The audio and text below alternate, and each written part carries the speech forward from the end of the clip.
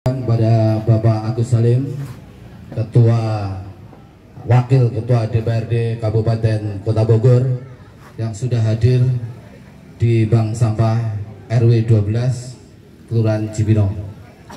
Kami ucapkan juga selamat datang pada bapak-bapak maupun ibu-ibu yang sudah sudi hadir di Bank Sampah ini untuk mengikuti sosialisasi terkait dengan Perda Kabupaten Bogor yang nanti insya Allah akan disampaikan oleh beliau Bapak Agus Salim sebagai wakil DPRD daripada Kota Bogor. Sebelum nanti acara, kami persilahkan Bapak maupun Ibu-ibu untuk menikmati hidangan yang sudah disediakan. Terima kasih. Karena memang waktunya sudah siang sesuai agenda kita, pukul 10.00 kita akan mengikuti paparan ataupun terkait dengan Perda Bogor yang akan disampaikan oleh beliau Bapak Agus Salim, Wakil DPRD Kota Bogor. Untuk itu kepada beliau kami persilahkan untuk memaparkan terkait dengan Perda Kabupaten Bogor. Untuk itu kami persilahkan, Pak.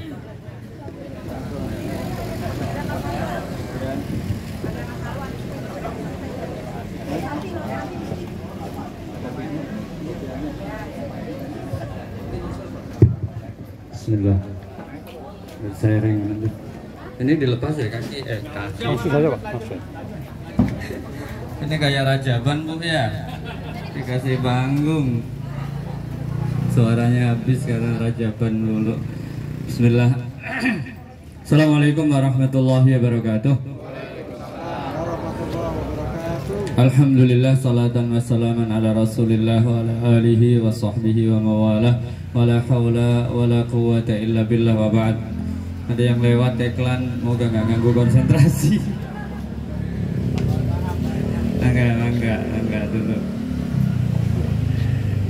Syukur kita panjatkan pada Allah Subhanahu wa Ta'ala, nikmat dan karunia begitu luar biasa diberikan pada kita semuanya, khususnya nikmatul iman, nikmatul Islam, nikmat bisa berkumpul bareng di hari ini yang insya Allah diberkahi oleh Allah Subhanahu wa Ta'ala. Ini hari libur aslinya, hari agak longgar, hari untuk bersama keluarga, tapi ada undangan kemudian bisa ngumpul bareng, berkah luar biasa. Yang kami hormati pimpinan lingkungan RT, Pak RW, kemudian juga di pimpinan di Bank Sampah dan juga ada KRL-nya Pak ya, KRL, kamu ramah lingkungannya, Bapak-bapak semuanya yang insya Allah diberkahi Allah, dirahmati Allah Subhanahu wa Ta'ala. Bu Ibu terutama nih, saya nggak enak kalau saya belakangin gini aja kali ya, ada pokoknya saya muter-muter lah. Biasa ngisi Isra Mi'raj sama Maulid, nama tauci ya gini kayak gini aja memang. Tapi luar biasa hari ini, alhamdulillah rabbil alamin, kami bisa hadir, khususnya saya di Kampung Ramah Lingkungan Visar Prima gitu ya, di RW 12. Sering lewat gitu ya, mau nengok gitu ya, ragu-ragu. Alhamdulillah hari ini bisa ketemu. Dan dengan Cibinong dan juga Cirimekar ini agak lumayan intens saya, terutama dengan aparat pemerintahan dan advokasi terkait dengan berbagai kebutuhan yang ada. Alhamdulillah, termasuk beberapa irigasi dan juga yang lainnya yang kemudian bisa terwujud dengan baik, khususnya di 2023 maupun di sebelumnya. Ya karena dengan Pak Iqbal, Pak Nur Sa'di itu satu kampung Bu, ternyata saya kenalnya juga di sini. Beliau dari Kudus, saya dari Kudus, nyambung dah gitu. Ayolah gitu kan, apa aja ayo sinergi selama itu untuk kepentingan masyarakat itu ya. Ketemunya tahunya setelah banyak ngobrol dengan beliau, terus dengan Pak Lurah banyak ketika berkaitan dengan UMKM, ketika itu di kelurahan dan seterusnya. Punten kalau kemudian sebagian belum sempat ketemu gitu, tapi saya tinggal di Cirimekar, tetangga ibu-ibu semuanya, tetangga jauh banget gitu ya, karena mungkin jarang-jarang kesini gitu ya. Hari ini insya Allah moga jadi satu kebaikan bisa ketemu dalam forum. Ini adalah sosialisasi atau penyebar luasan perda momennya. Tapi yang inti adalah silaturahim adalah Karena dengan silaturahim ini insya Allah Allah lapangkan rezeki kita, amin ya rabbal alamin. Allah panjangkan umur kita. Hadirin semuanya, para tokoh masyarakat dan juga tokoh lingkungan, para ustadz, ustadzah semuanya yang insya Allah diberkahi Allah. Mohon maaf tanpa menyebutkan satu persatu, khawatir salah tadi kenal wajah tapi lupa nama atau kemudian namanya malah nggak hafal gitu. Nanti biar ngopi bareng gitu ya. Ini forumnya datang-datang langsung kemudian naik gitu ya, belum sempat ngobrol banyak. Ibu-ibu yang insya Allah rahmati Allah, salah satu rizki yang Allah berikan itu jangan sampai yang ada di kepala kita bicara rizki itu cuma duit. Sepakat Bu, Pak ya? Sehat itu rizki nggak? Iya. Punya suami soleh rizki nggak Bu? Bu, ya Bu ya? Punya suami soleh rajin sholat rizki nggak? Pak, punya istri solehah rizki nggak? Rizki gitu kan ya. Ini rizki dari Allah Subhanahu Wa Taala. Rizki kita punya teman banyak, ngumpul bareng, punya tetangga yang enak gitu. Coba kebayang keluar rumah depan cemberut, kiri cemberut, kanan cemberut, sempit tuh dunia gitu ya. Jadi punya tetangga yang murah senyum gitu ya. Gitu ya, enak dipandang, bisa tempat curhat, itu rizki dari Allah Subhanahu Wa Taala. Punya Pak RT yang juga baik gitu ya, Pak RW yang baik, pimpinan yang baik, itu rizki nggak Bu? Rizki, apalagi pimpinan tingkat pusat atau presiden yang amanah, yang baik, itu rizki nggak? Rizki, berarti mencari itu ya. Kalau rizki itu diikhtiari nggak? Pengen punya anak soleh, diikhtiari nggak? Nggak bisa ujuk-ujuk tau Bu ya, orang Jawa tuh ya, ujuk-ujuk gitu ya. Tahu-tahu kemudian jadi soleh enggak? Kita bimbing, kita ikhtiari, kita harus ikhtiar betul-betul. Itulah mengejar rizki. Bapak-bapak pagi berangkat kerja, pulang sore untuk ngejar apa? Untuk mencari rizki yang halal dan thayyibah untuk keluarga. Jadi rizki itu ternyata diikhtiari. Punten. Ini ya di awal nih aja ya, ngingetin aja 14 Februari ini adalah waktu untuk nyari rizki kita, rizki pimpinan terbaik bagi negeri ini. Sok gunakan hak suara, jangan sampai nggak dipakai karena kita sedang mencari rizki, dan rizki itu ikhtiarnya 5 tahunan sekali. Setelah tanggal 14 kita nggak tahu lagi kita. Apapun hasilnya nanti gitu ya, kita nunggu 5 tahun lagi ngejar rizki tersebut. Maka dari itu pastikan kita dapat rizki yang terbaik, yaitu pemimpin yang amanah, pemimpin yang shadiq, pemimpin yang kemudian menunaikan tanggung jawabnya dengan baik, yang pinter, yang soleh, dan seterusnya lah. Yang menurut kita adalah terbaik untuk kita semua. Insya Allah, semoga ketika kita ikhtiar dengan baik, setelah itu kemudian doa sama Allah, tawakal, Allah kasih kepada kita rizki terbaik untuk pimpinan, karena dia akan mimpin bagi masa depan 5 tahun ke depan kita, dan itu kaitannya bukan dunia saja tapi akhirat kita juga, yaitu agama kita juga akan terpengaruh siapa pemimpin kita ya. Nah itu bicara rizki. Bapak-bapak yang insya Allah dimulakan Allah dan ibu-ibu, saya keamanan diwakil Ketua DPRD Kabupaten Bogor. Di DPRD pada kesempatan kali ini saya ingin menyampaikan tupoksi atau fungsi dari Dewan itu ada 3. Termasuk hari ini nyampe ke sini, ini adalah fungsi Dewan DPRD, baik itu pusat, provinsi maupun kabupaten. Yang pertama adalah budgeting atau anggaran. Jadi gambarannya kayak gini, Bu, jujur Pak, yang pegang duit biasanya bapak-bapak, ibu-ibu. Bu, bapak ibu alhamdulillah gitu ya. Nah, kadang itu kan gitu biasanya gitu ya. Tuh, biasanya yang pegang ibu-ibu gitu ya. Saya suka nyerupakan kayak gini. Legislatif sama eksekutif di tingkat Kabupaten Bogor, di tingkat kemudian provinsi, itu kayak bapak-bapak sama ibu-ibu. Gitu ya. Ibu-ibu adalah eksekutifnya. Itu adalah bupati, wakil bupati sama ke bawah sama dinasnya. Itu ibu-ibunya. Sedangkan bapaknya itu adalah legislatifnya. Nah, bapak-bapak tuh awal bulan ngasih duit. Bu, nih duit 1 juta. Gimana caranya 1 bulan cukup? Anak 7. Bingung gitu ya. Bingung gitu ya. Nggak cukup Pak ya? Wah gitu, nggak cukup.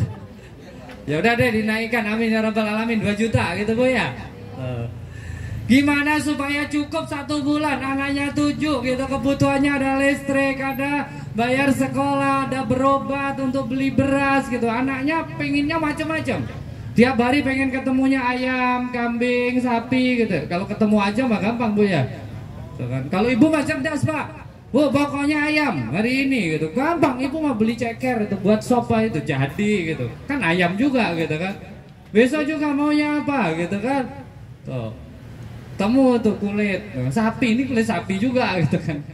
Murah meriah. Nah itu adalah gimana ketika anggaran nih, bapak sama ibu itu malam nang ngomong gitu ya, Bu nih duit ada 2 juta 1 bulan ke depan harus cukup.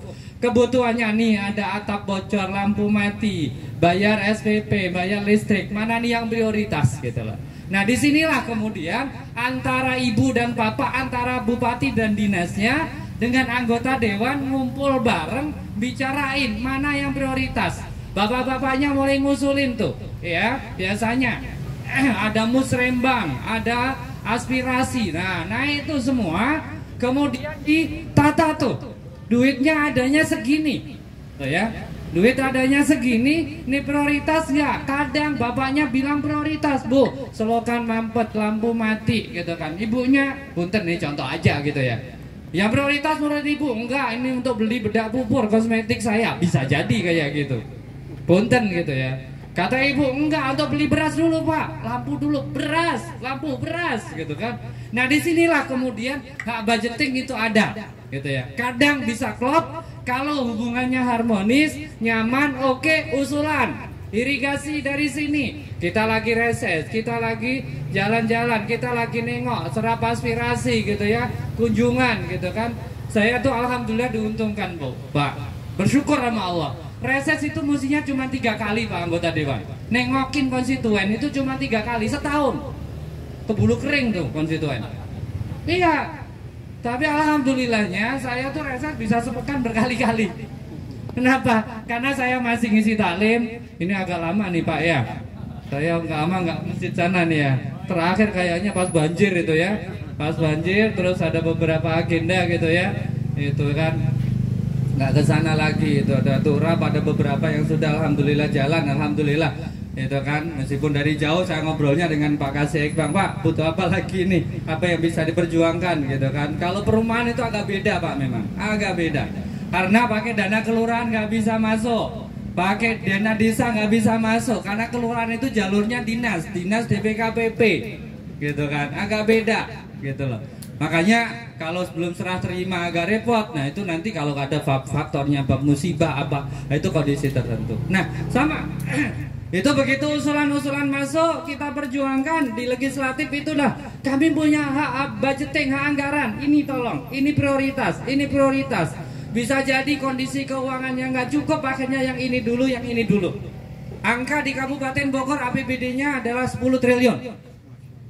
Duit Bu 10 triliun, gede Bu. Nggak tahu tuh angkanya kayak apa gitu ya Bu. Jadi Kabupaten Bogor 1 tahun ngurusin Kabupaten Bogor dengan penduduk hampir 6 juta itu ya, untuk membangun Kabupaten Bogor itu duit jumlahnya ada 10 triliun. Cukup untuk itu. Cukup untuk ngurusin Kabupaten Bogor.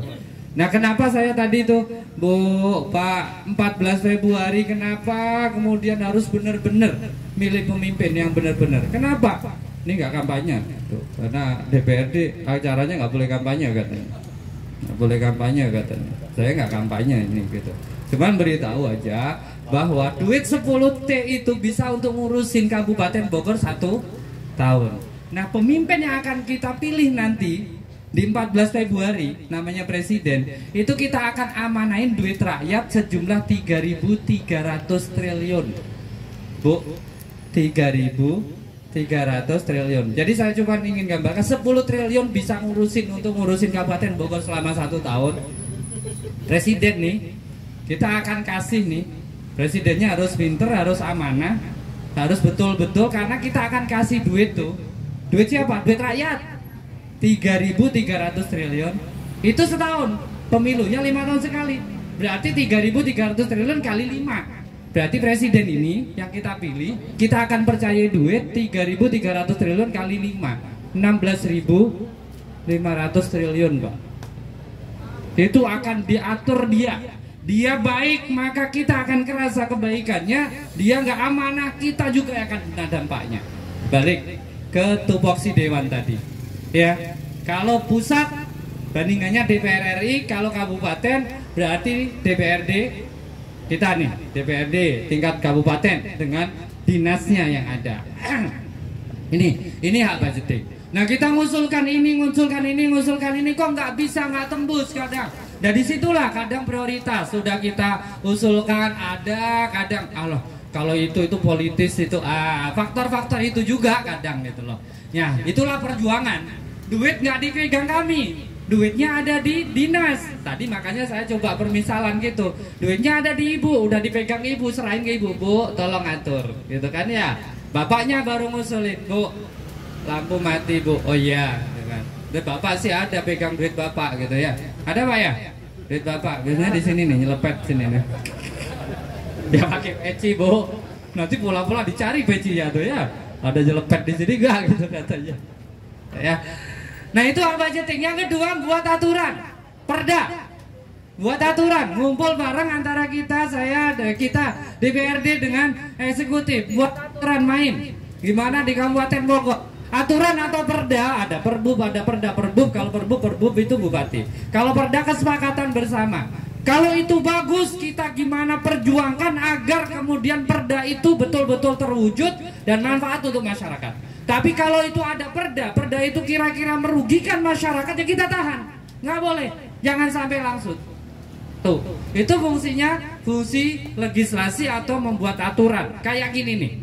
Pak RT gitu ya, punten Pak RT, Pak RW gitu ya. Biasanya di daerah kita itu kalau ada orang meninggal, ya ada bantuan sosialnya, gitu ya, untuk beli kafan, untuk pengurusan jenazah. Kenapa boleh? Karena di situ sudah ada aturan bahwa kas yang dihimpun, nah nih di bendara, di kas RT itu digunakan untuk apa saja? Aturannya satu, untuk dana sosial. Yang kedua, kalau ada musibah apa dan seterusnya itu ada. Tapi tiba-tiba kemudian Pak RT gitu ya, ada tetangga hajatan, nikahan gitu ya, dikeluarin dari kas itu, terus dikasihkan. Ngamuk semua. Kenapa? Karena di situ nggak boleh ada, karena nggak ada aturannya yang menyebutkan bahwa orang hajatan nikahan boleh dibantu, kecuali dibuatin aturan di situ, tambahin tuh satu aturan bahwa orang hajatan dibantu 100.000, 200.000 dari kas RT atau mungkin yang lainnya gitu ya. Nah, itu aturan. Ya, demikian juga kalau tiba-tiba ada aturan itu kok kemudian bisa malah mengganggu masyarakat, kita tahan. Itu salah satu fungsi kami. Nah, salah satu contoh aturannya ini nih yang kita sosialisasikan hari ini, TJSL. Ini saya ngambil satu tapi artinya banyak produk kita. Nah, yang namanya usulan aturan gitu ya, orang disebut melanggar aturan itu karena aturannya sudah ada. Sepakat Pak ya? Pak RT bilang, Bu, Bapak melanggar aturan. Aturannya mana? Masih di kepala saya. Gak bisa. Aturannya ada, disampaikan, baru kemudian dia melanggar disebut melanggar gitu. Ibu buang sampah sembarangan dihukum ini gitu umpama. Makasih Pak Muhayyar yang nemenin saya biasanya. Ya. Kita lanjut. Contoh nih tadi, ada ibu-ibu atau buang sampah sembarangan gitu. Kalau nggak ada aturannya untuk kemudian menyatakan dia nyalain aturan, kemudian dihukum, nggak bisa dihukum. Nah, salah satunya nih TJSL, perusahaan itu, perusahaan pabrik dimanapun dia berada, mestinya dia harus mengalokasikan dari keuntungannya paling tidak ada 3 hal, bukan mikirin cuman keuntungan saja. Paling saya cuman sederhanakan ini. TJSL itu dulu CSR atau TJSL, sekarang TJSLP. Tuh ya. Jadi kalau ada pabrik, ada perusahaan, ketika dia berdiri di situ, pertama dia harus mikirin P pertama. Mohon maaf agak keren bahasanya. Profit. Yang kedua people, yang ketiga planet. Maksudnya apa? Yang pertama udah nggak usah diajari. Kalau dirikan perusahaan nyari untung, profit, itu pasti. Tapi jangan itu saja dong. Yang kedua people. Dia harus mikirin orang-orang sekitar. Apakah diserap tenaganya? Tidak. Dia punya kewajiban untuk itu. supaya perusahaan mau melakukan itu, dibuatinlah aturan yang mewajibkan dia harus mengakomodir orang sekitar sekian persen untuk ditarik sebagai tenaga. Itu namanya aturan, itu namanya Perda TJSL. Sama juga yang ketiga, planet. Ini masalah lingkungan. Jangan sampai nih penggiat KRL, bank sampah, ada perusahaan berdiri di sekitar sini, kemudian buang limbah sembarangan. Kita semprit nggak bisa karena nggak ada perdanya. Saya melanggar apa? Gitu dia bilang. Pelanggar aturan, aturannya mana? Belum ada. Kita buatinlah di tahun 2023 ini ada namanya Perda TJSLP. Agar dia ketika dirikan perusahaan bukan mikirin keuntungan saja, tapi juga mikirin orang sekitar, juga kewajiban terhadap lingkungan. Ada ipalnya tidak? Ada pengolah limbahnya tidak? Kalau dia buang sembarangan ke sungai, ya ke selokan gitu ya, yang ganggu baunya dan seterusnya, apakah ini kemudian ada tindakan tidak? Itu semua. Nah, ini dengan adanya perda kayak tadi Pak RT buat aturan, maka bisa kemudian menyatakan Anda melanggar aturan. Itulah aturan main. Tuh. Sehingga apa yang kemudian menjadi haknya masyarakat itu bisa terbelakkan dan bisa kita kemudian ambil. Nah, tujuannya untuk apa TJSL ini? Ada, ini biar kemudian kepastian hukum perusahaan itu ada. Kalau dia dirikan, dia harus dipastikan izin lingkungannya sudah belum, iloknya sudah belum, amdalnya sudah belum. Cek dia kemudian kalau buang sampahnya kemana, limbahnya kemana, ini harus ada semuanya. Nggak boleh kemudian ngambil untung doang, tapi kemudian merusak lingkungan, ganggu tetangga, gitu ya. Yang kebisingan tetangga, yang kena bauan tetangga, tapi dia nggak ngambil tenaga dari tetangga, tuh kan? Ini kan nggak boleh. Nah, kalau orang Muslim, punten ini ya, kalau orang Muslim, dia pasti mikirin, monggo. Kalau orang Muslim, ketika dia sudah punya perusahaan, duitnya sudah sampai ke tingkat zakat, maka dia akan mikirin zakat dan sodako. Tapi kalau tata aturan sebuah bermasyarakat ya nggak bisa kalau kemudian pakai itu saja. Repot, itu kan babnya kesadaran agama. Buatinlah aturan yang kemudian secara ya regulasi atau cara aturan dia mau menunaikan itu. Ini contoh. Dan itu salah satu perda itu. Sehingga ketika ada RT RW ngajukan proposal untuk keagamaan atau beasiswa, karena TSR atau TJSL itu bisa pertama untuk kemudian beasiswa, meningkatkan pendidikan, atau kemudian untuk pengelolaan lingkungan, bank sampah dia bimbing, kemudian CSR-nya disalurkan ke situ, KRL bisa dapat bantuannya. Untuk keagamaan mungkin ada maulid, rajaban, kegiatan keagamaan dia bantu. Ada musibah kemudian dia dimintai bantuan. Mestinya dia harus sudah mengalokasikan dari kasnya dia, selain keuntungan ada alokasi itu. Kalau dia bilang nggak ada, alokasi salah. Dan itu kemudian kalau dia sudah laporkan, itu berarti ada kemudian ketika dievaluasi, oh iya sudah melaksanakan. Untuk apa? Saya buat untuk beasiswa. Oh iya, untuk apa? Keagamaan sekitar. Oh iya, untuk apa? Nah itu dari sisi TJSL. Yang berikutnya, saya ambil contoh lagi. Ini perda yang lain yang kemudian manfaat. Pesantren. Mungkin di sekitar kita ada pesantren, ibu-ibu. Pesantren itu Pemda nggak bisa bantu pesantren. Kenapa? Karena pesantren itu di bawah Kemenak. Sedangkan APBD kita, Kemenak itu langsung dari atas, vertikal. Nah, bahasa kerennya gitulah, langsung vertikal. Maka bantuannya paling kemudian hibah dari Kesra nggak bisa. Maka dari itu kalau ada dinas PUPR mau bawa pesantren nggak bisa.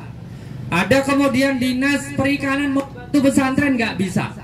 Gimana caranya supaya dinas-dinas ini ketika nih lembaga pendidikan yang paling bagus, karena saya pelaku di pesantren, saya ada pesantren di Gunung Putri, sebelumnya juga taksis ada di Rahmaniyah itu Pabuaran, ada 400-an santri ya, Ma'had As-Salam li Tahfidzul Quran itu santri gitu ya. Nah pesantren ini kalau ada dinas mau bantu nggak bisa. Kecuali itu pesantren ada SMP-nya, SD-nya, kemudian dari dinas pendidikan yang dibantu aslinya bukan pesantrennya, tapi SMP-nya, gitu. Nah, gimana supaya pesantren yang jelas di Indonesia, di Kabupaten Bogor itu hampir 3 ribuan, Bu, bisa dapat bantuan? Buatinlah perdanya namanya fasilitasi penyelenggaraan pesantren. Dengan adanya perda itu kemarin ketok palu November, memang saya koordinatornya, koordinator pansosnya, pimpinannya juga teman-teman dari PKS gitu ya. Maka kemudian terwujud tuh, sehingga Dinas PUPR bisa bantu buatin sumur bor. Saya cobain ini, saya minta. Perda sudah ada, saya minta 40 titik untuk pesantren dibuatin sumur bor. September kemarin mereka pada kekeringan. Banyak terkait dengan sanitasi dan juga masalah air, kesulitan mereka. 40, saya cobain dulu. Bisa karena sudah ada perdanya. Sebelum 2023 nggak bisa. Setelah kita ada perda ini maka bisa. Diskanak umpama nih, ya. Pesantren itu mau kemudian melihara ikan, ngambil bibit. Sebelumnya Dinas Perikanan dan juga Peternakan nggak bisa bantu, tapi pesantren ini mungkin kemudian aktif di perikanan bisa. Tuh dinas. Kominfo bisa, Dinas Tanaman Pangan bisa, Dinkes, semua dinas yang ada di Kabupaten Bogor akhirnya bisa bantu. Yang sebelum ada perda itu nggak bisa. Ini contoh. Kenapa perda? Supaya bisa kita ngasih bantuan. Tuh, ini aturan main. Yang berikutnya, Bu, tahu gender, Bu? Ada yang nyambung nih. Jenis kelamin itu biasa, jenis kelamin itu berapa, Pak? 2 kan, Pak ya? Laki-laki sama perempuan. Tapi belakangan ada orang yang kemudian menginginkan lebih dari itu, jadi 5. Dengan bahasanya bukan jenis kelamin tapi gender. Ada laki-laki, ada perempuan, ada laki-laki yang senang dengan laki-laki, ada perempuan dengan perempuan, ada yang kiri kanan oke.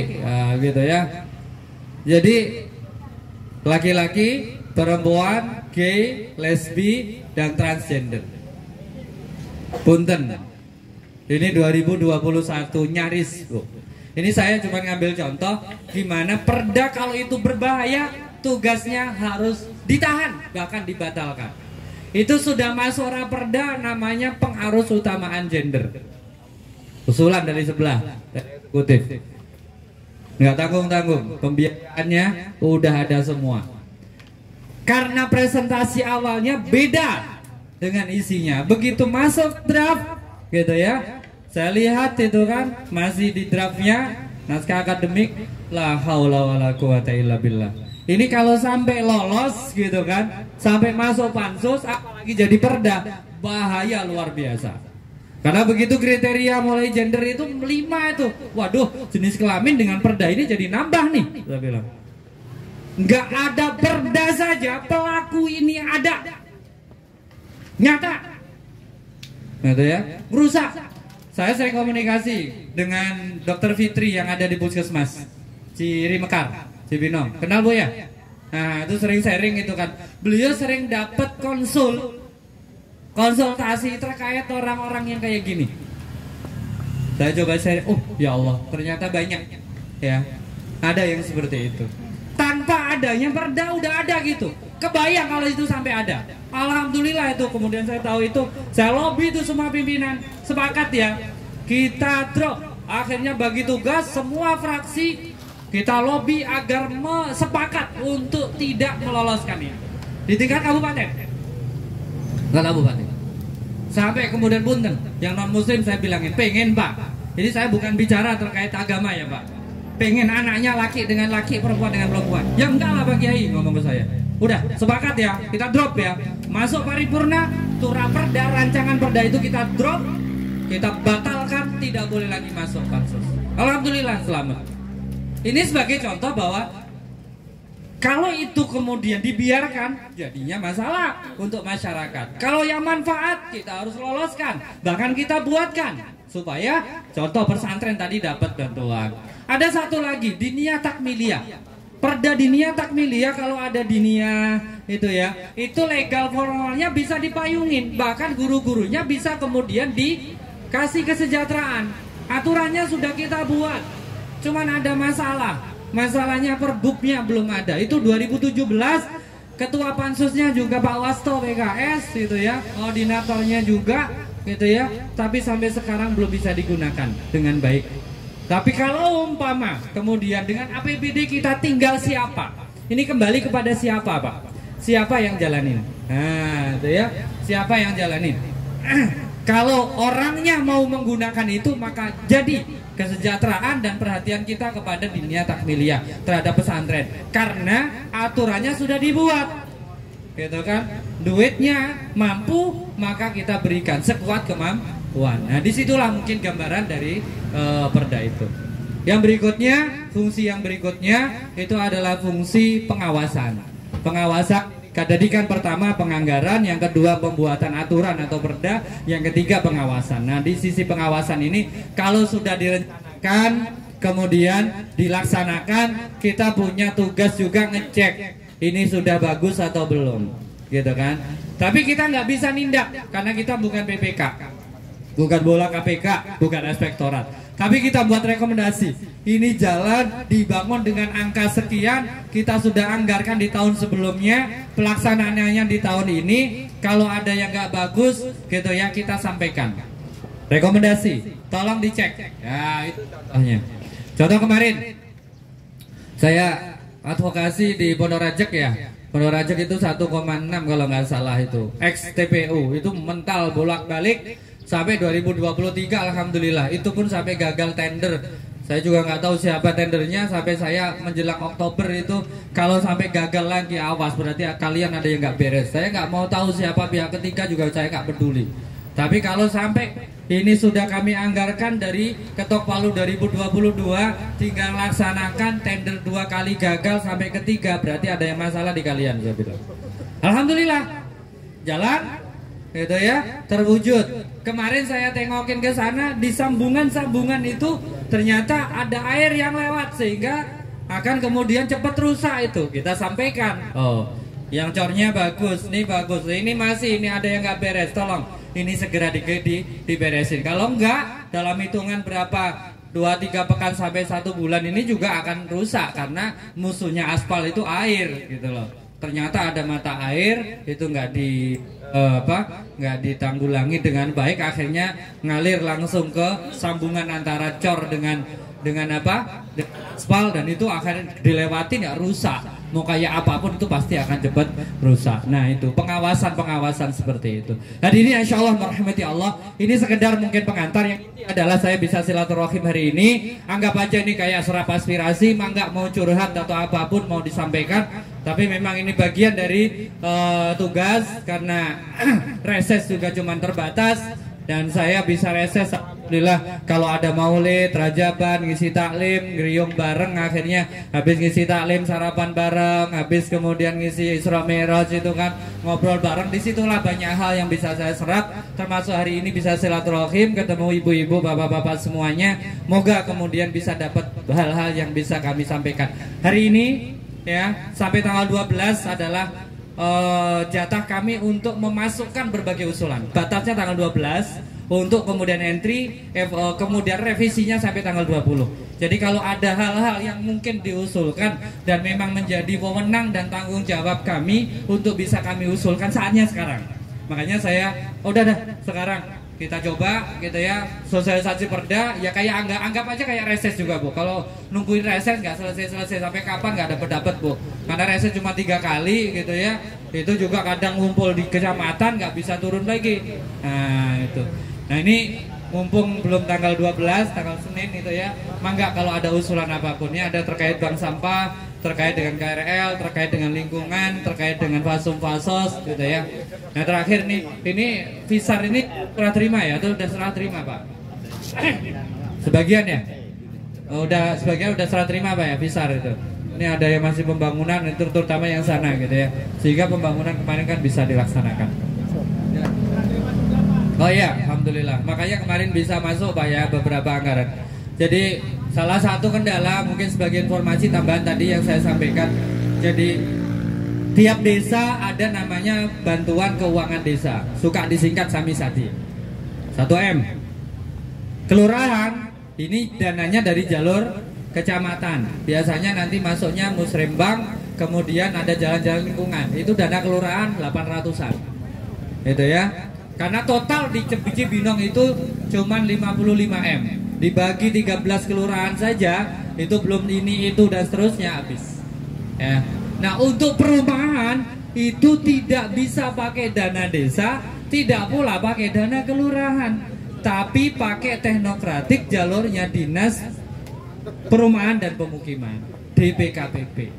Nah itu ada bidang khusus namanya di bidang perumahan, sekarang namanya Pak Iin ya, itu dengan Pak Dede. Nah disitulah kami sinergi dengan kelurahan ngusulin yang di luar perumahan diusulkan dengan jalur musrembang kami dorong, dan di Sempora dan seterusnya atau di sekitar sini. Untuk yang di perumahan kami dorongnya untuk jalurnya bukan musrembang, bukan jalur kelurahan.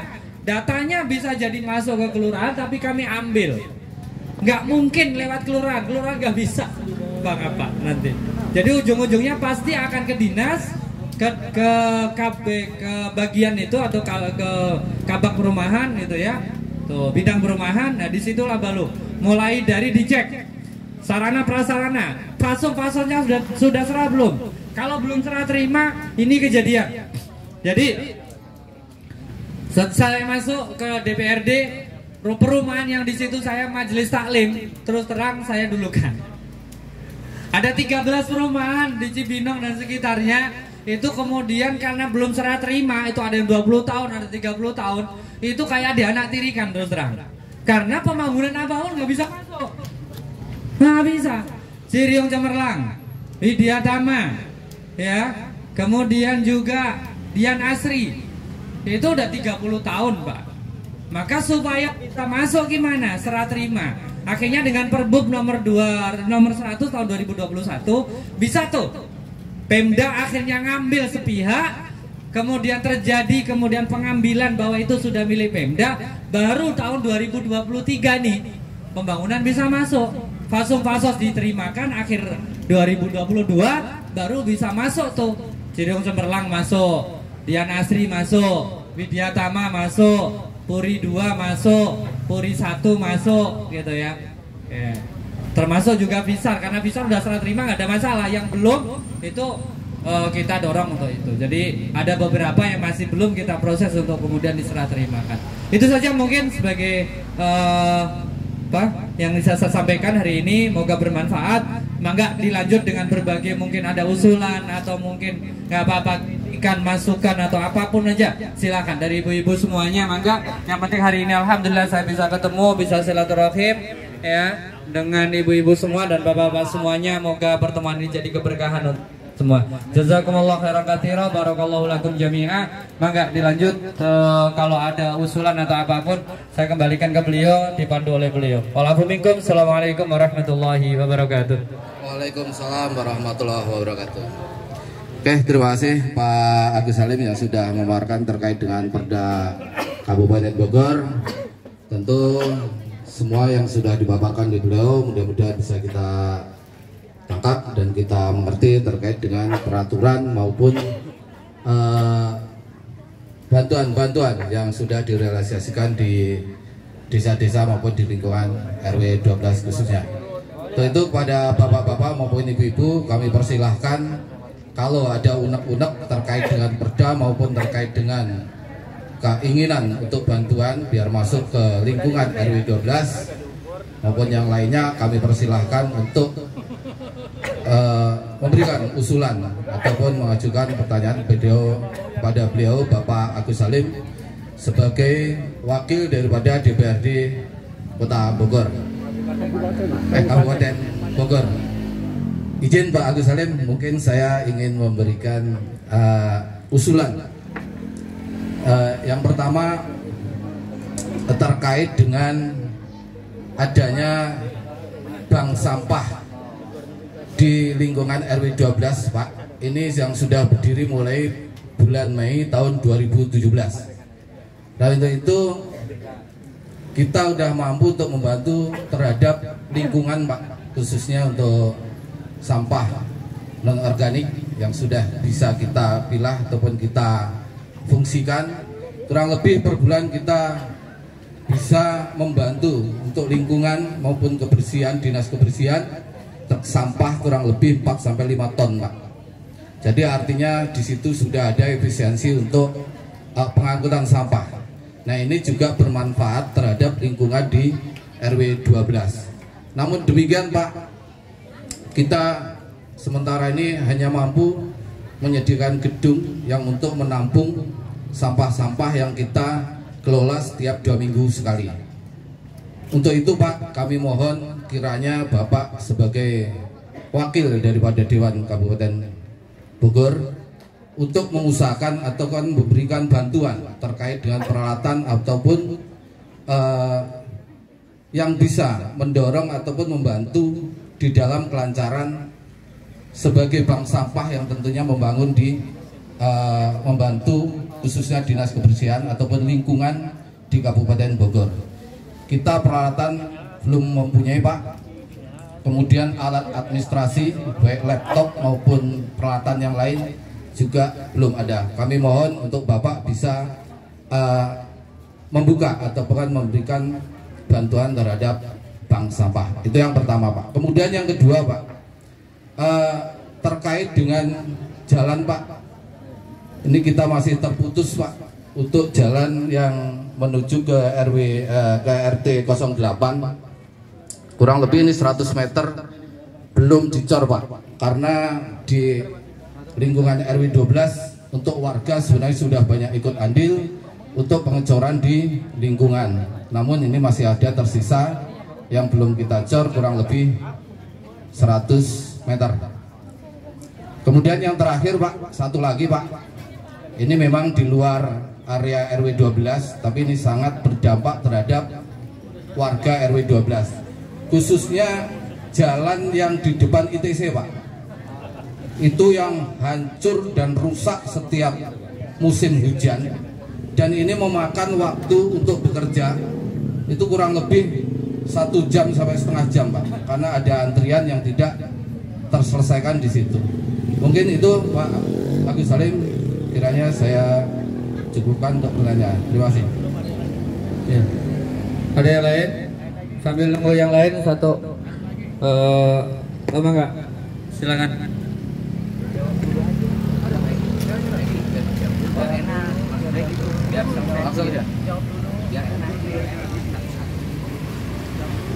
Izin Pak Agus, mohon kiranya dijawab nanti dari ini langsung nampak.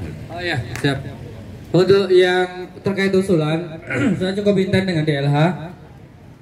Insya Allah, mangga. Begini tadi ada beberapa sudah ada ya Baktor, mungkin ada beberapa yang memang kemudian diusulkan. Bisa kemudian kami akan dorong di DLH insya Allah, karena kemarin beberapa bank sampah dan KRL juga di Dapil 1 cukup intent anak saya di 2023 cukup banyak advokasi saya. Jadi kemarin itu berbagi dari yang awalin tuh aslinya itu dari BKS Punten. Untuk di Dapil 2 itu Pak Fatoni, di Dapil 1 saya. Itu pun juga belakangan, sehingga ada beberapa yang kemudian bisa advokasi. Ada yang kemudian lebih dulu. Setelah itu kemudian baru di APBD perubahan. Nah ini di APBD 2024 masih ada beberapa mungkin yang bisa kemudian disusulkan. Enggak, mentok-mentoknya di 2025 atau di APBD perubahan yang akan datang insya Allah. Enggak, nanti apa saja yang memang dibutuhkan. Yang kedua, kaitan dengan bentar. Oh jalan ya, ya dicatat gitu ya, ada beberapa titik khususnya terkait dengan jalur DPKPP sebelum parsial, kalau memang memungkinkan untuk dimasukkan kami masukkan nanti insya Allah. Itu kemudian yang ketiga kaitan ITC Pak ya. Jadi gini, di depan ITC itu tak jalan provinsi, Mayor Oking itu jalan provinsi. Ini hampir sama dengan yang di Pondok Rajek. Mulai dari pertigaan Pondok Rajek ke pertigaan setelah saya itu sebelum rumah sakit sampai ke nyambung ke Depok sebelum rel itu yang pernah lewat sana itu suka iri. Begitu sampai situ kan di mobil itu orang tidur langsung bangun gitu ya. Padahal nggak ada yang lubang karena tambalannya kacau gitu ya. Nah itu 2024 itu juga saya harus ngomong langsung ke provinsi. Untuk ngomong langsung ke provinsi agar kemudian diselesaikan dan dijanjikan langsung Bapeda itu ya, langsung WA saya itu cuma 3 km itu akan diselesaikan. Itu provinsi. Maka itu bukan pakai APBD kabupaten tapi provinsi. Tapi insya Allah Di tahun kemarin itu cukup intens, begitu rusak saya kontak Pak Rukyat, gitu ya, Pusat Amat Rukyat langsung ke DPRD untuk langsung turun untuk perbaikan atau pemeliharaan. Ini solusinya memang harus cor, bukan lagi pakai aspal. Kalau aspal hitungannya hari, gitu ya. Maka dari itu mohon doanya, saya akan langsung sampaikan ke Pak Rukyat juga untuk kemudian diadvokasi terkait dengan yang ada di depan ITC itu. Itu mungkin Pak, karena itu memang bukan APBD dan anggaran APBD nggak mungkin bisa disampaikan untuk ke situ. Tapi itu sudah beberapa kali saya sampaikan, dan perbaikan berkala itu juga karena saya lewat tiap hari. Pak, tolong, akhirnya turun tuh perbaikan. Lewatnya karena saya harus ke provinsi jauh. Jangkauannya jauh, saya nggak bisa ke dinas. Kalau dinas kabupaten, saya bisa langsung kontak. Kalau provinsi, saya ke Ustadz Royat langsung ke dinas provinsi, baru turun ke UPT baru turun ke sana. Nah gitu, sering kayak seperti itu. Moga aja yang ini solusi di 2024 atau 2025. Kalau sementara mungkin dengan pemeliharaan, tapi mestinya adalah cor. Kalau nggak dicor, akan terus seperti itu. Terima kasih Pak diingatkan. Lanjut Pak. Bismillahirrahmanirrahim. Assalamualaikum warahmatullahi wabarakatuh. Nama saya Asep dari RT 02 Pak Ustadz. Ini sebelumnya mungkin saya ucapan terima kasih kepada Pak Ustadz yang telah mengadvokasikan ya untuk got tadi saluran di RW kami RW 12. Misalnya kemarin pakai Yudit ya, alhamdulillah sudah.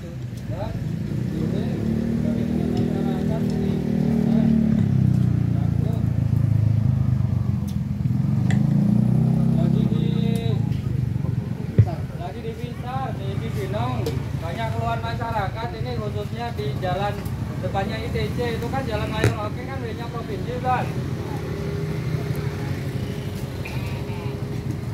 Minta tes. Saya lagi di Cibinong. Ingin nyampaikan aja kalau yang di depan ITC itu sering rusak terus-terusan gitu ya. Minta agar ada pemeliharaan atau perbaikan dan jangka panjangnya kayaknya cor itu dikit. Ya, sudah aja. Kalau ada yang mau nanya, nanti di ibu ada yang mau nanya enggak? Saya sampai bilang duhur kan? Bilang duhur. Nggak kejar ya. Bayar lah, nanti kabarnya aja, nanti berkabar. Baik, salam ya. Ya, siap. Ya, siap. Ya, Assalamualaikum. Siapa ya? Baik, Assalamualaikum.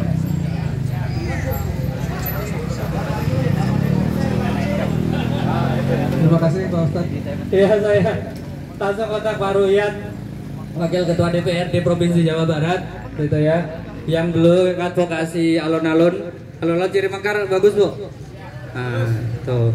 Itu alun-alun Cirimekar itu yang bangun provinsi Bu, bukan APBD. Tanahnya tanah kabupaten, tanah kecamatan, gitu ya.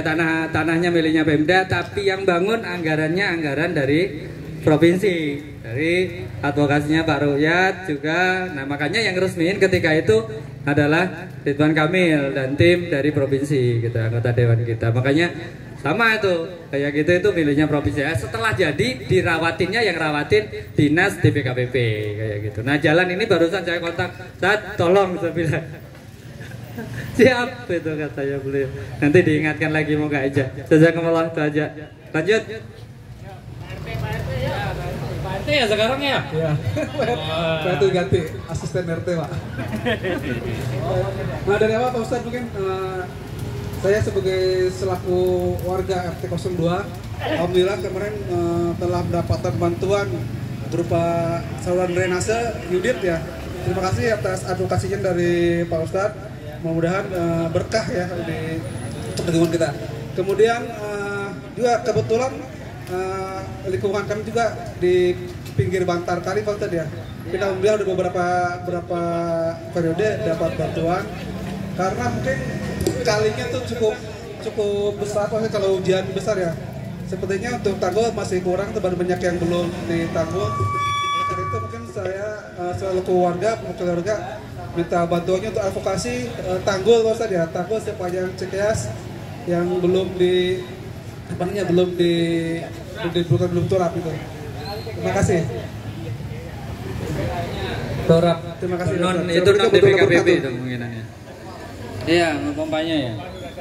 Itu yang dulu kebanjiran rumahnya Pak Asep ya? Iya betul. Luar biasa. Ya, nih masukkan untuk kemudian diusulkan. Enggak Pak, lanjut Pak. Jadi kalau Panwas tumben nggak ada. Assalamualaikum warahmatullahi wabarakatuh. Selamat siang bapak-bapak, ibu-ibu. Saya perwakilan warga dari RT 7 RW 12. Terima kasih. Kemarin saya sebagai RT Pak, tapi sekarang sebagai warga. Jadi saya sebagai warga di RT 7, terima kasih. Kemarin saya sebagai RT mengajukan untuk drainase dekat RPH Jalan Bojong Koneng. Alhamdulillah berkat pengajuan dari kita dan didukung oleh Bapak, alhamdulillah terlaksana. Namun ada lagi satu lagi Pak, yaitu turap. Kami sudah ajukan, mohon kiranya untuk pengawalannya di RT 7. Yang ketiga Pak Dewan, kebetulan saya purnawirawan anggota SPM di Cibinong. Untuk ITC, betul kata Bapak tadi adalah wewenang dari provinsi. Namun dari 2010 kami adalah tim Bakor Lantas Kabupaten Bogor. Saat itu pembahasan, alhamdulillah yang bisa dieksekusi adalah Simpang Anissa. Simpang Anissa udah itu sodetannya, alhamdulillah kita itu berkat kita ada rapat di Musrenbang. Mohon kiranya untuk ITC harus emang dari atas, dari provinsi yang mengerjakan itu, karena kalau untuk kabupaten tidak ada wewenang. Karena waktu pada saat rapat, kabupaten nyebutin orang provinsi nyebutin kabupaten. Akhirnya kan nggak nyambung. Nah kebetulan hari ini saya sebagai warga di sini, mohon kiranya, kebetulan dulu saya tinggal di Cilengsi Pak, jadi nggak tahu macetnya. Tapi sekarang tinggal di Cibinong, daerah sini jadi tahu. Jadi mohon kiranya untuk didorong lagi untuk masalah ITC. Karena di dekat jalan Nawawi itu kan ditinggiin Pak.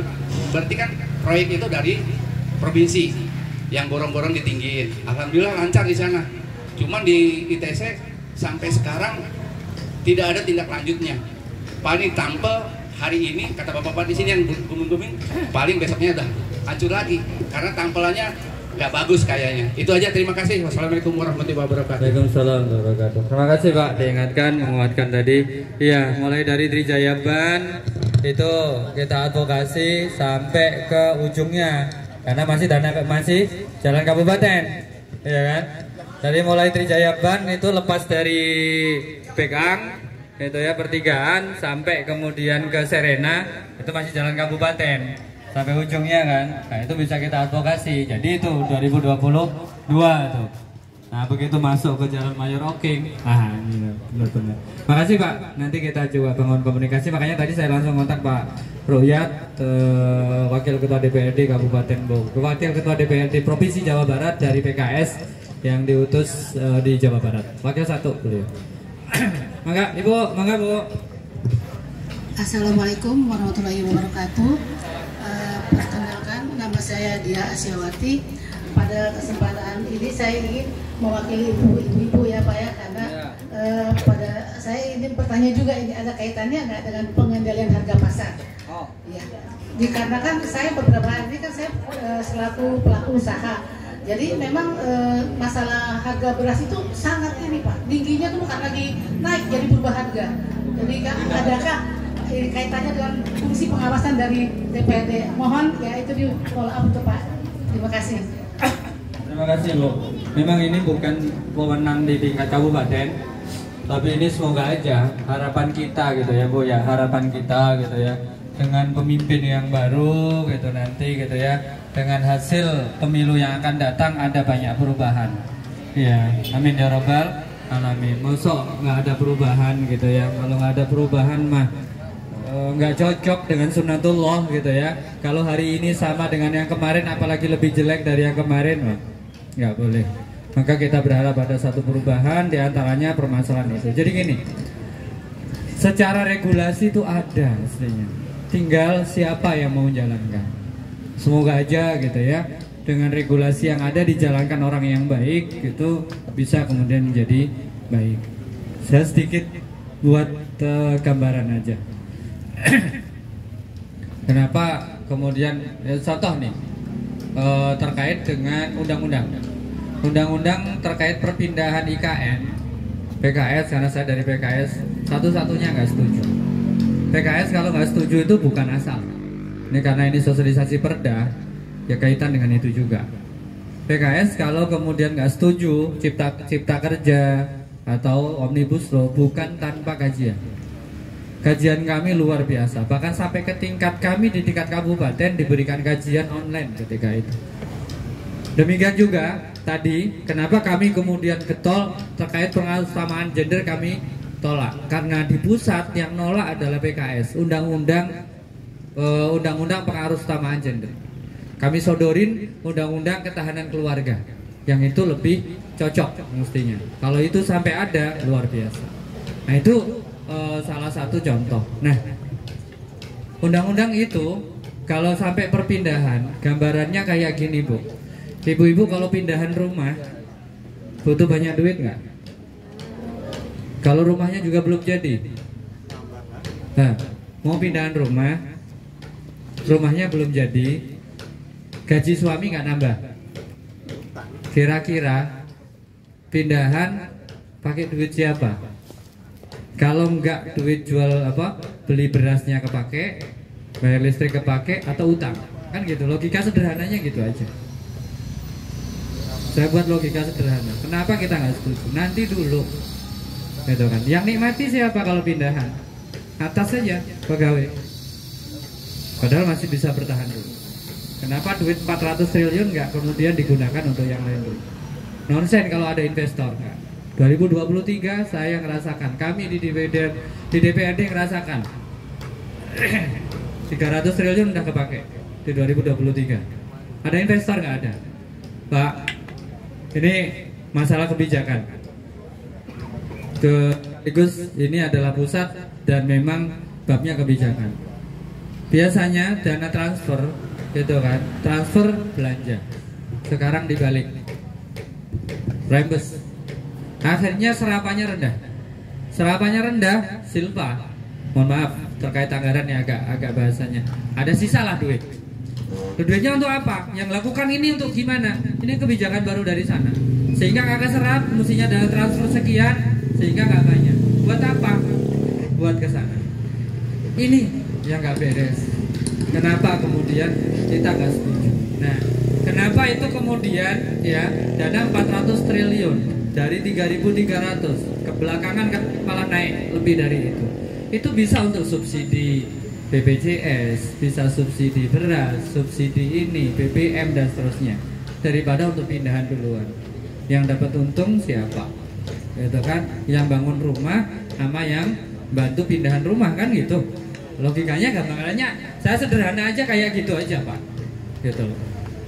Bukan kita nggak ingin kemudian mempunyai ibu kota yang bagus ke sana dan seterusnya. Belum siap, belum saatnya gitu. Karena belum ada tambahan gaji, utang sabrek-abrek gitu kan. Masa nambah utang, masa pindahan pakai utang. Ibu-ibu mau pindahan rumah, bangun rumahnya utang, terus pindahan. Selesai itu begitu galin di rumah itu pingsan gitu. Kira utangnya banyak. Nah, itu logika sederhananya saya seperti itu aja gitu ya.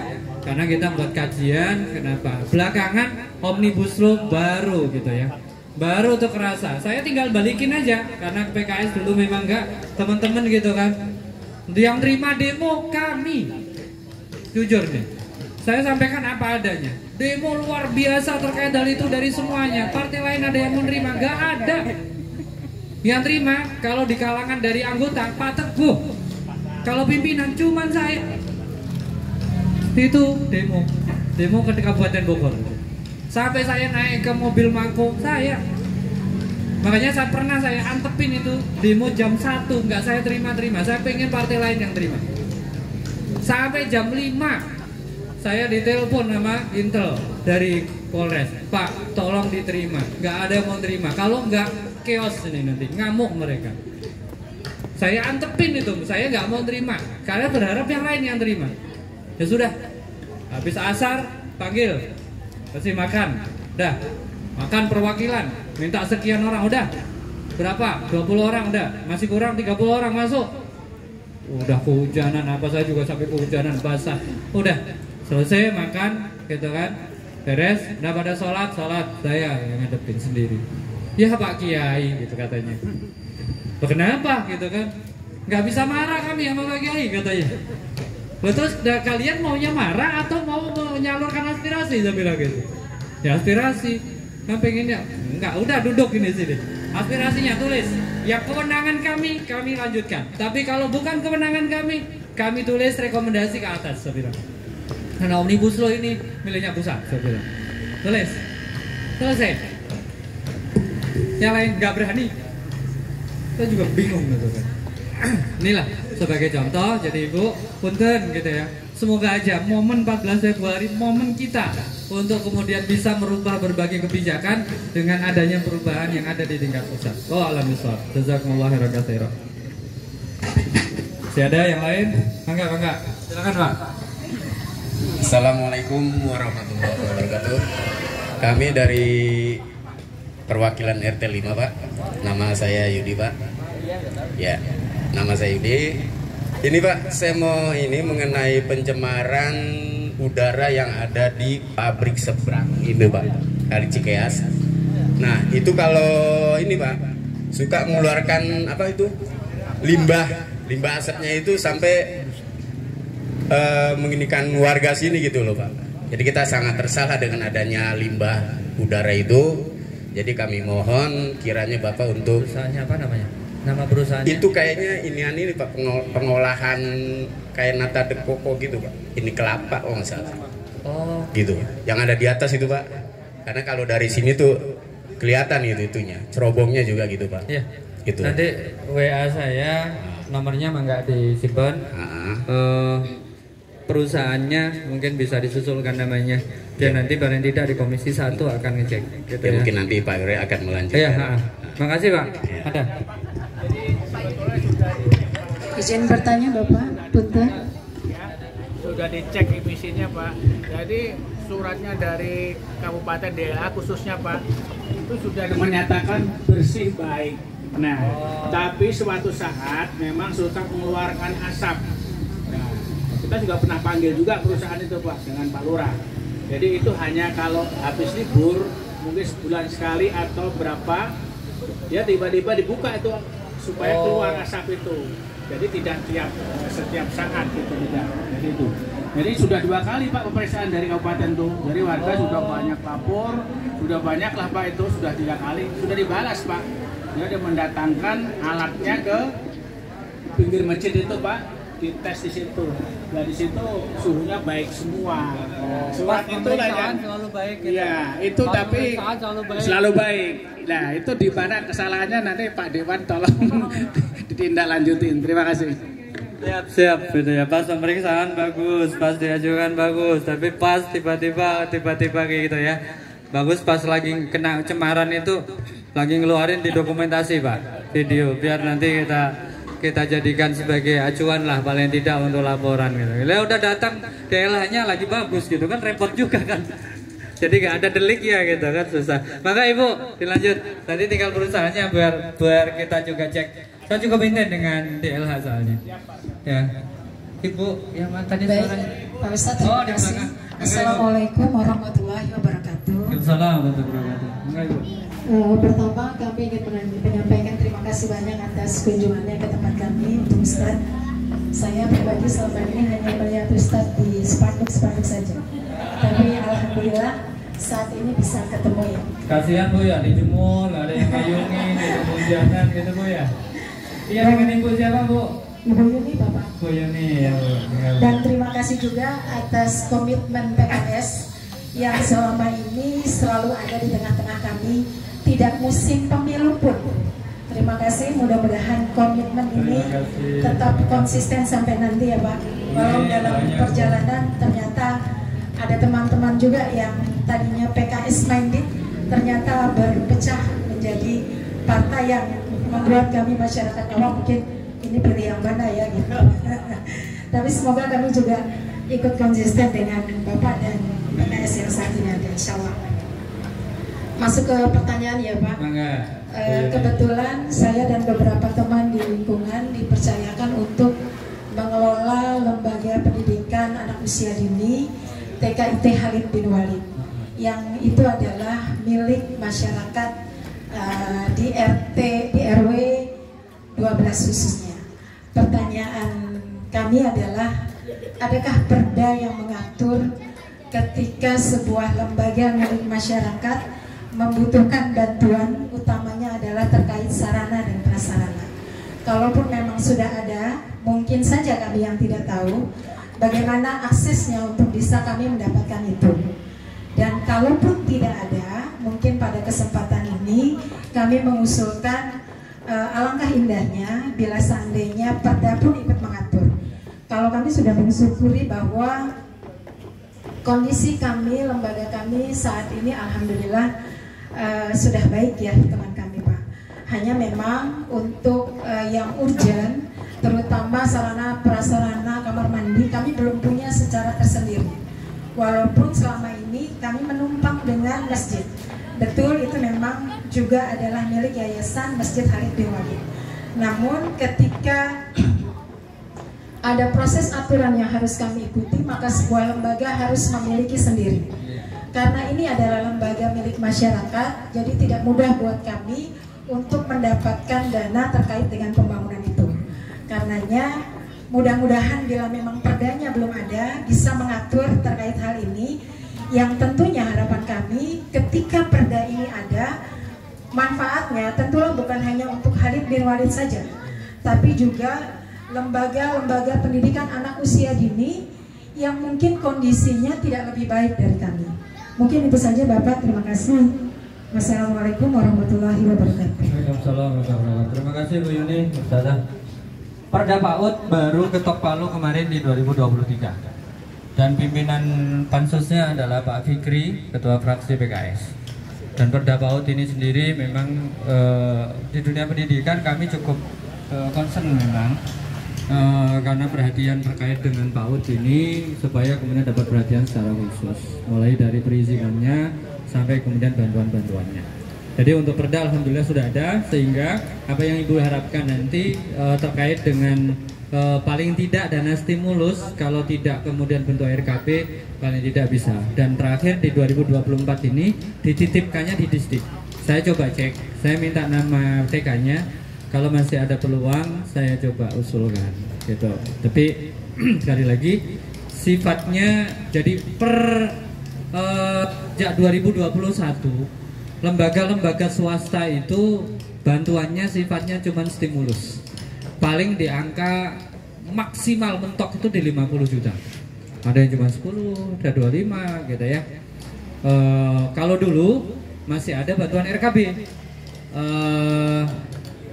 ruang kelas baru. RKB itu standar satu ruang kelas itu 250 juta, kalau SMP itu SD, kalau SMP itu sekitar 300 juta gitu ya. Nah ini sekarang dengan perbub yang ada akhirnya nggak memungkinkan. Nah harapannya kan salah satu yang saya suka gitu ya. Dan kenapa kemudian ini jadi berbeda?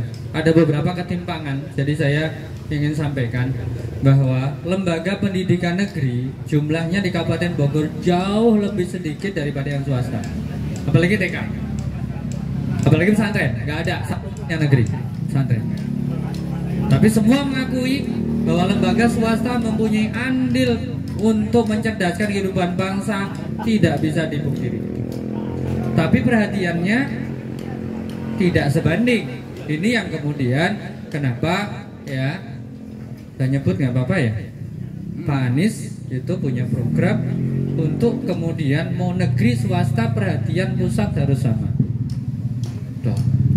Dan salah satu yang kemudian di masanya Kang Aher yang cukup bagus itu adalah bantuan dari provinsi itu tidak lagi lewat dinas, tapi bypass, dipotong itu alurnya, sehingga dana bantuan itu langsung ke bendahara SMP ataupun SMA, langsung pas. Kemudian kepala sekolah dan bendaharanya dapat bintek 2 hari. gimana buat pelaporannya. Itu luar biasa. Luar biasanya apa? Dana itu jadinya utuh, Pak. Kebayang, Pak ya? Kebayang. Itu kebijakan beliau, Kang Aher. Itu sudah berapa puluh ribu ruang kelas di masa beliau. Jawa Barat ya. Ya kok ngitung Jawa Barat itu luar biasa. Kok gak kelihatan kayak luar biasa gitu ya. Karena se-Jawa Barat 27 provinsi penduduknya ada hampir 50 juta, kebayang gitu ya. Nah disitulah jadi banyak yang kemudian kewenangan. Terima kasih diingatkan. Saya coba cek terkait ke peluangnya, karena PAUD ada tapi bentuknya stimulus bukan RKB. Mungkin tadi contohnya ya sekedar kayak untuk buat perpus atau mungkin untuk beli untuk untuk WC kayak gitu, mungkin masih memungkinkan. Baik Ustaz, terima kasih banyak. Jazakumullah. Diingatkan saya minta namanya. Izin operasionalnya sudah dapat, Bu? Alhamdulillah sudah Ustaz. Alhamdulillah gitu ya. Berarti di komplek perumahan, karena perumahannya juga pasu-pasunya ada diserahkan, jadi udah beres semua ya. Alhamdulillah sudah. Jadi per 2018 izin operasional dari lembaga pendidikan itu harus mensyaratkan IMB. Per Oktober 2021 SD minimal 1.200, SMP minimal 6.000. Itu makin membuat izin operasional makin susah. Dan status tanah juga harus, kalau IMB berarti status harus benar-benar milik, nggak boleh kontrak. Atau lagi fasum-fasus belum diterima-terimakan, nggak bakalan keluar IMB. Nggak bakalan keluar IMB, maka nggak akan bakal keluar izin operasional. Itu dampaknya kemana-mana. Tuh. Jadi ini permasalahan-permasalahan dan semua adanya di kebijakan. Kalau kebijakannya dirubah, selesai semua. Maka Pak. Assalamualaikum warahmatullahi wabarakatuh. Waalaikumsalam warahmatullahi wabarakatuh. Perkenalkan Pak Ustadz, saya Pak Heru dari RT 02. Yang tadi sudah disampaikan oleh Pak Asep bahwa di RT 02 itu adalah tempatnya atau kandungan daripada sumber air yang menumpuk, Pak. Jadi iya, gitu Pak ya. Betul Pak. Jadi permasalahan semua di RT 02 Pak kalau umpamanya banjir. Jadi di bawah itu dulu pernah ada tanggul yang dibuat oleh Pemda. Nah, kondisi sekarang ini antara tanggul yang kami buat dengan yang di bawah itu sudah gerong, Pak. Sudah kosong. Ya. Jadi saya khawatirkan nanti itu akan terbalik kalau ada air yang kencang. Nah, itu mohon dari Bapak Ustadz bisa menjembatani dan bisa mewujudkan bahwa di RT 02 dipastikan tidak ada banjir lagi. Dan tanggul yang kami buat Pak itu masih kurang tinggi. Jadi sepanjang masjid RT 01 sampai RT 02 itu kira-kira masih 40 cm lagi kurang naik. Jadi kurang naik Pak. Jadi alhamdulillah di RT 02 tanggulnya sudah setinggi 3 meter. Jadi mungkin air itu sangat kuat Pak ya. Jadi yang kedua tidak lain dengan kenyamanan Pak. Jadi dulu itu kami tinggal di Visardi nyaman sekali. Dengan adanya saya berjalan keluar dari LIPI sebelum ada jalan baru LIPI sampai ke ITC itu nyaman Pak. Tapi sekarang kalau saya keluar Pak lebih dari setengah jam Pak. Mohon bisa di kemacetan ini Pak bisa diselesaikan. Ojo macet ya. Iya. Jadi macetnya ini bukan main. Ini adalah akibat dari jalan baru dari Bakpesot Tunnel yang melintas ke ITC. Ini banyak makin banyak ya. Betul. Ditambah tadi adanya jalan yang di ITC rusak.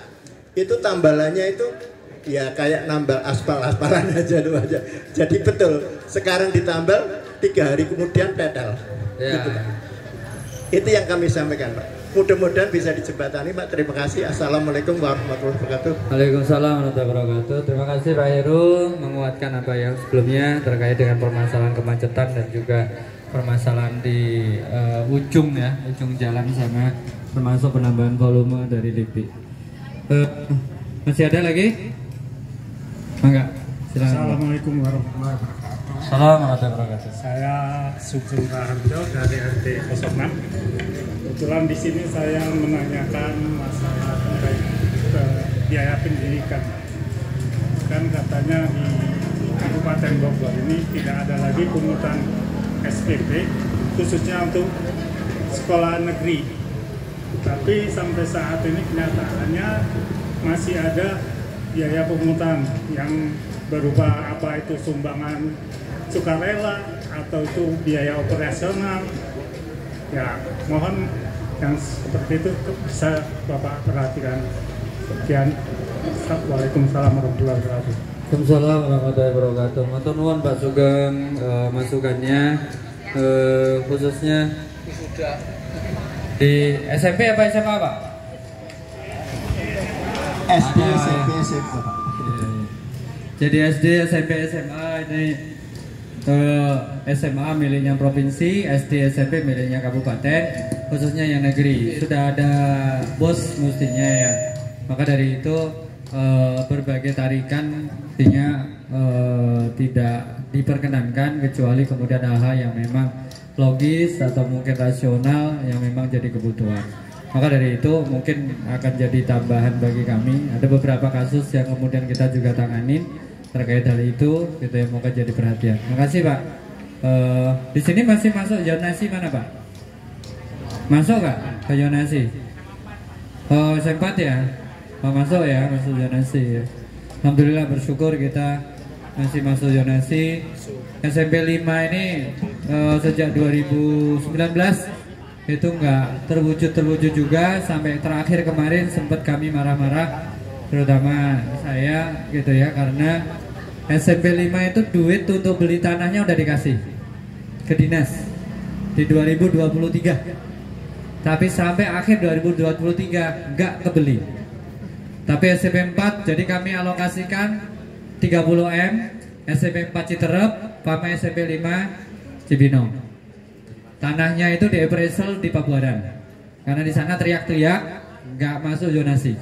SMP 4 Citerep Oktober itu kita panggil semua karena itu aspirasi dari kami, dinas terus juga sekda semuanya ngumpul bareng. Akhirnya SMP 4 terwujud, yang Citerep dibeli tahun ini pembangunan.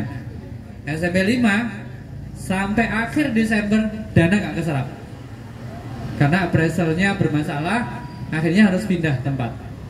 Sekarang sedang dua tempat lagi, tapi kami minta realisasikan kalau bisa awal tahun ini untuk pembelian, karena dananya udah ada, dananya sudah diketok palu, udah dikasih, tinggal teknisnya untuk pembelian lahannya bermasalah oleh mereka. Berarti kan ini bukan di kami lagi, ini saya bilang. Dan makanya kita minta, mestinya tahun ini sudah pembangunan dua-duanya, tapi masih beli lagi, belum beres gitu. Makanya di awal tahun kita minta untuk pembangunan, awal di APBD perubahan paling tidak disusul untuk pembelian lahannya, di APBD perubahannya, nanti di pembangunannya. Nah ini contoh lah untuk masalah pendidikan, cukup banyak PR memang. Terima kasih, ditambahkan dengan itu lagi. Satu lagi mungkin ya, mau nanti nomor telepon saya, kalau nggak semuanya nomor telepon saya nggak apa-apa Bu, disimpan. Saya Makri, nomor telepon saya itu sejak saya bujang sampai sekarang, sampai jadi wakil ketua DPRD nggak ganti Bu saya. Dan itu saya sendiri, bukan official siapa. Mangga nanti biar sharing. Mangga Pak. Assalamualaikum warahmatullahi wabarakatuh. Waalaikumsalam warahmatullahi wabarakatuh. Ustadz Agus Salim LC yang saya hormati selaku Wakil Ketua DPRD Kabupaten Bogor, menyambung pertanyaan Bapak sebelah ini tentang pungutan ya, gitu ya, di sekolah. Jadi saya yang pengen tahu untuk SMA, di SMA tidak ada pungutan, tidak ada iuran, adanya sumbangan. Sumbangan pun ada prosedurnya melalui komite sekolah. Bahkan pembentukan komite sekolah pun ada aturannya, Pergub 97 ya, ada permen juga 75 ya. Nah, untuk pengurus komite pun minimal 50% itu orang tua siswa, Bahkan utamakan ketua komitenya adalah orang tua siswa yang masih aktif di situ siswanya. Kemudian maksimal 30% tokoh pendidikan, maksimal 30% adalah tokoh masyarakat. Kemudian namanya sumbangan itu tidak mengikat baik jumlah maupun waktunya. Beda sama iuran atau pungutan. Jadi mohon jangan disalahkan Pak, SMA terutama ya. Di sini banyak selentingan, katanya S4 ada pungutan. Saya wawancarai anak SMA 4 ketika saya melaksanakan penilaian kerja kepala sekolah SMA 4. Saya tanya, ada nggak? Nggak ada. Paling ada adalah untuk kelas. Itu silakan saja, kelas kesepakatan, nggak ada paksaan gitu. Itu kemudian itu nanggapi saja. Lalu tentang curhat, ya, ini curhat. Harapannya seperti kata Bapak tadi, ada kolaborasi antara kabupaten dan provinsi seperti membangun alun-alun di Cirimekar. Nah, sejak tahun 2017, Bapak ketahui seperti Bapak sebut tadi, SMA SMK dikelola oleh provinsi. Dengan kelola provinsi ini banyak permasalahan, antara lain sebut saja di Gunung Putri ada sekolah yang sudah 4 kali meluluskan belum dapat izin operasional. Untuk sekolah lain umumnya IMB, dan memang banyak sekolah yang tidak dapat izin operasional karena IMB di Kabupaten Bogor ini susah Pak. Beda dengan Kota Bogor katanya. Saya belum pernah ngurus ya. Dengarnya begitu. Kabupaten Bogor paling susah. Gunung Putri tadi SMA atau SMA. Di situ ada SMA, ada SMP. Tapi kalau sekolah ini permasalahan bukan IMB, tetapi tanahnya adalah tanah sewa milik Pemda Kabupaten Bogor, yang mana aturan di Kabupaten Bogor itu sewa per 4 tahun. Sedangkan di perizinan terpadu di provinsi karena SMA itu harus 20 tahun. Sehingga tidak ada temunya. Yang kabupaten nggak mau ngalah, provinsi juga nggak begitu.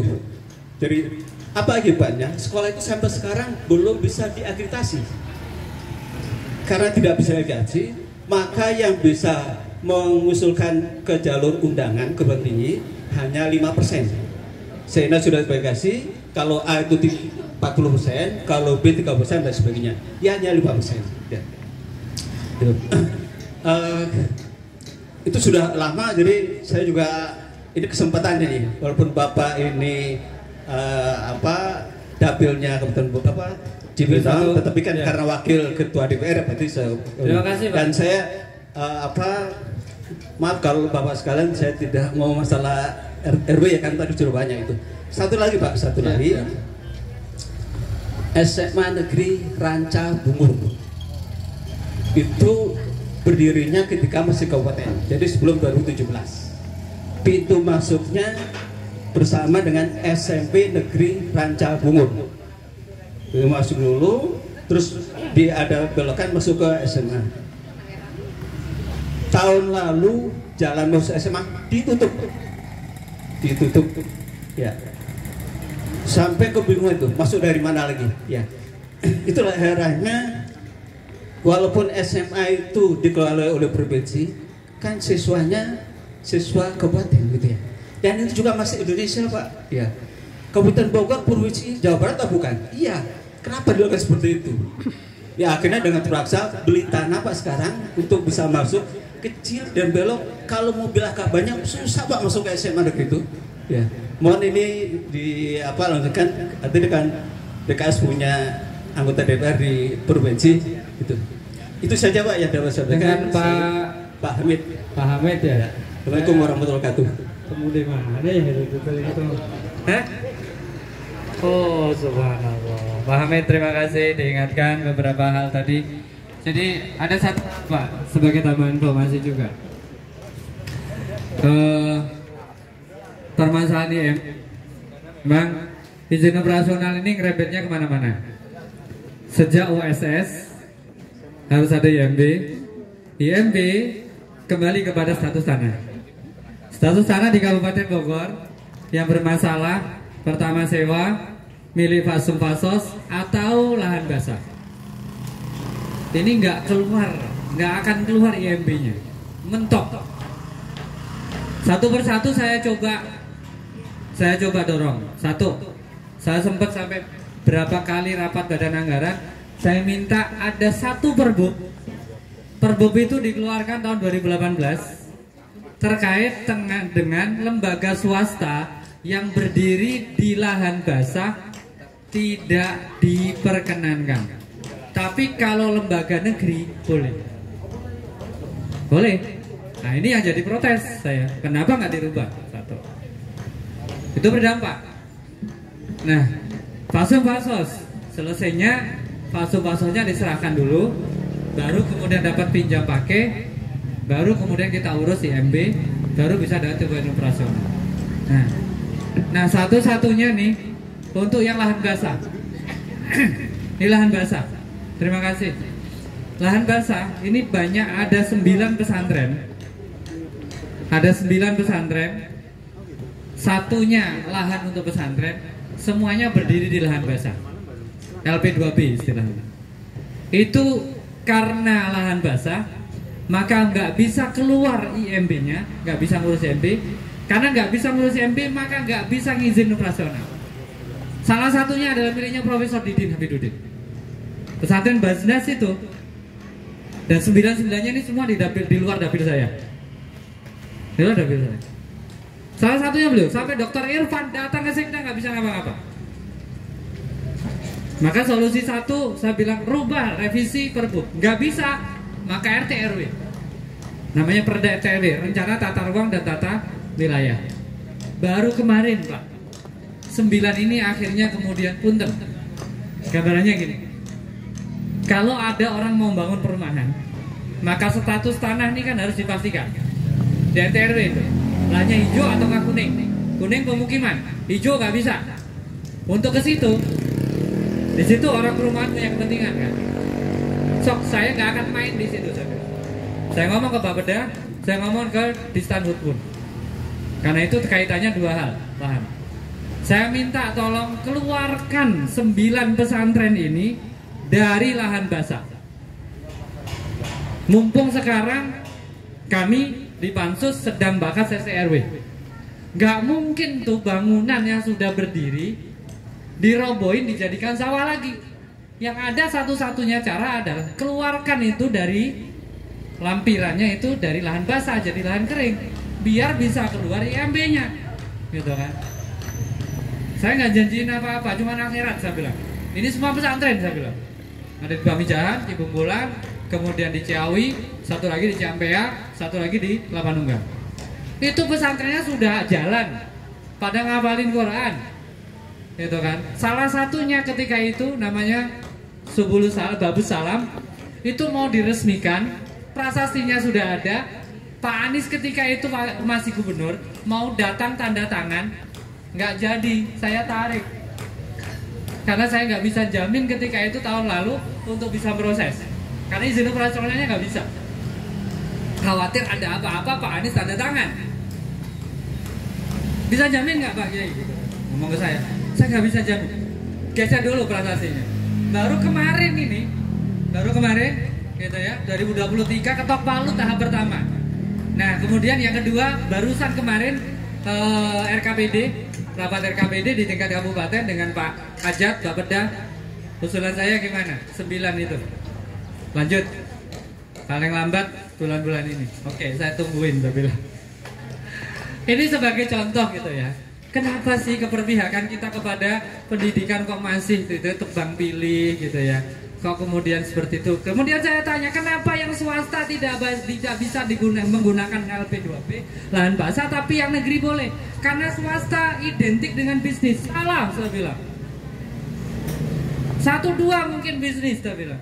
Cek pesantren semua. Saya muter ke pesantren-pesantren. Mereka banyak lillahi ta'ala. Pesantren-pesantren modern yang ada lembaga pendidikannya gitu kan. Rata-rata mah mereka itu lillahi ta'ala. Udah gaji mah segitu-gitunya. Orang tuh di pabrik demo UMR, cari guru yang nyampe UMR, gak ada. Gaji guru 2 juta itu, guru pesantren itu udah luar biasa Pak.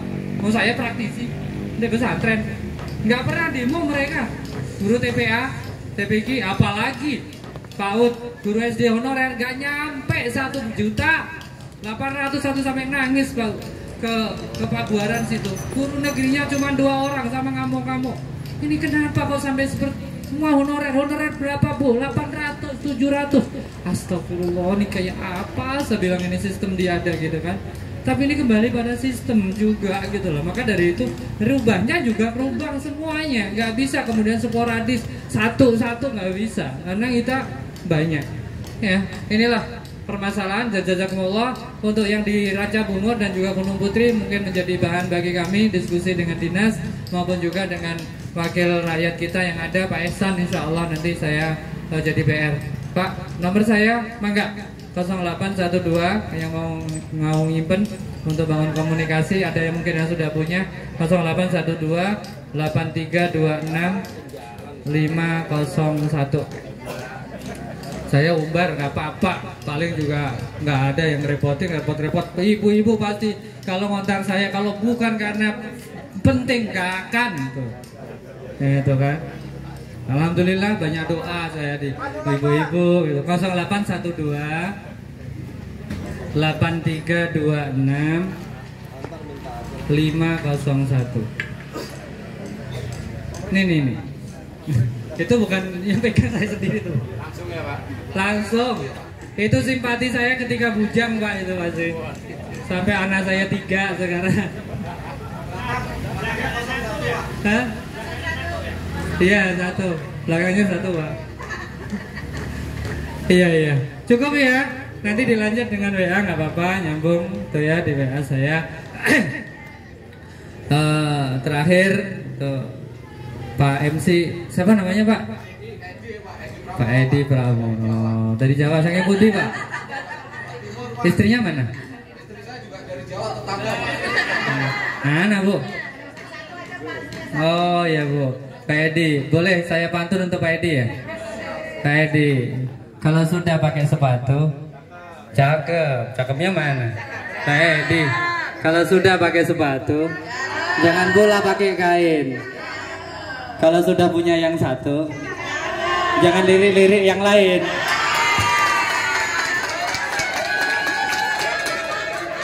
Tapi saya geser dikit. Kalau sudah mantep dengan yang nomor 1, jangan pula lirik nomor yang lain. Assalamualaikum warahmatullahi wabarakatuh. Salam warahmatullahi wabarakatuh. Terima kasih Pak Ayar, Pak Agus Salim yang sudah banyak menerima keluh kesah dari warga lingkungan RW 12. Tentu memang di lingkungan RW 12 perlu perhatian yang khusus Pak. Jadi nanti bisa lebih dekat lagi dengan beliau Bapak Wakil DPRD Kabupaten Bogor. Sebelum kita tutup, tentu kita harus tutup dengan doa. Untuk itu pada Bapak Ustadz Arifin kami persilakan untuk memimpin doa.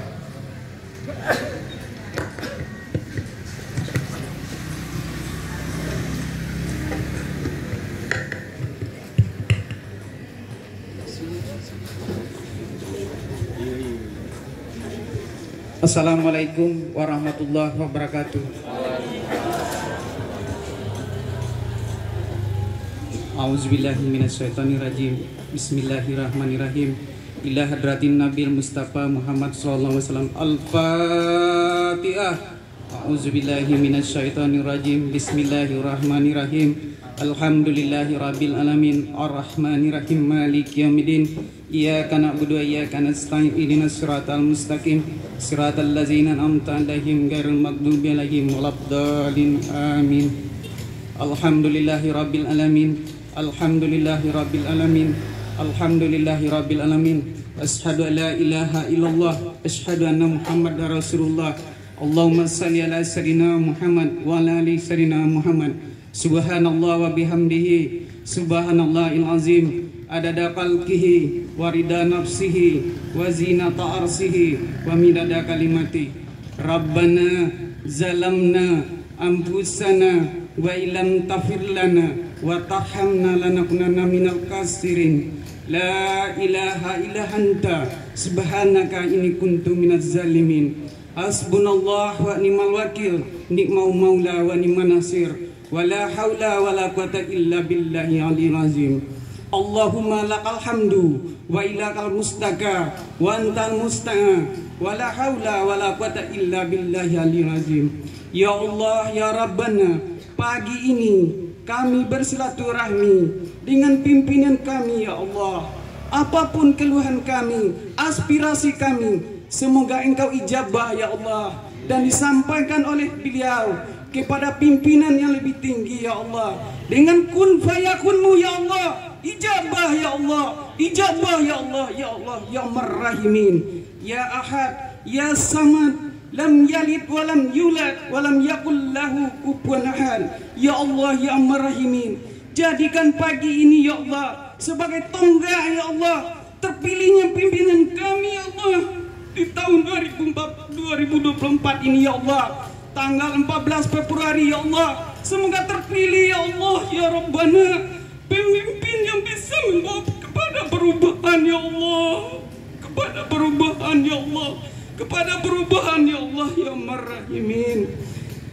Rabbana atina fid dunya hasanah wa fil akhirati hasanah wa qina azabannar, wa qina azabannar.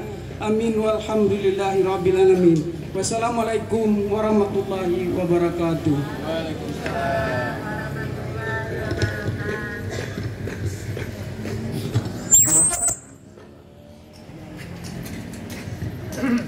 Terima kasih pada Ustadz Arifin yang sudah memimpin doa.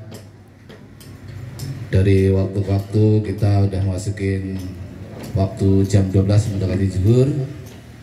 Kami ucapkan banyak terima kasih pada Bapak Agus Salim dan tim yang sudah hadir di lingkungan RW 12, yang sudah banyak menerima keluh kesah dari warga RW 12. Mudah-mudahan beliau dan tim serta keluarga diberikan kesehatan, dimudahkan segala keinginannya, semoga membawa berkah bagi bangsa dan negara Indonesia. Tentu beliau mewakili kita yang akan memperjuangkan di tingkat DPRD Kota Bogor. Terima kasih pada bapak-bapak, ibu-ibu yang sudah hadir, yang sudah meluangkan waktunya. Tentu semua ini semoga membuat pencerahan kita mengerti tentang perda-perda yang sudah disampaikan oleh beliau. Kami rasa, kami mohon maaf Pak apabila ada kekurangan kami di dalam jamuan, kata-kata, perbuatan maupun tingkah laku selama acara yang kita laksanakan hari ini. Untuk itu, setelah selesai acara kami mohon kepada Bapak Agus Salim dan tim untuk foto bersama. Kemudian kami mohon pada bapak-bapak maupun ibu-ibu, selesai acara mohon tidak untuk kembali dulu. Mungkin itu yang bisa saya sampaikan. Sekali lagi saya mohon maaf kurang lebih yang dalam pelaksanaan acara tersebut. Kami tutup acara hari ini dengan bacaan Alhamdulillahirabbil alamin. Wassalamualaikum warahmatullahi wabarakatuh.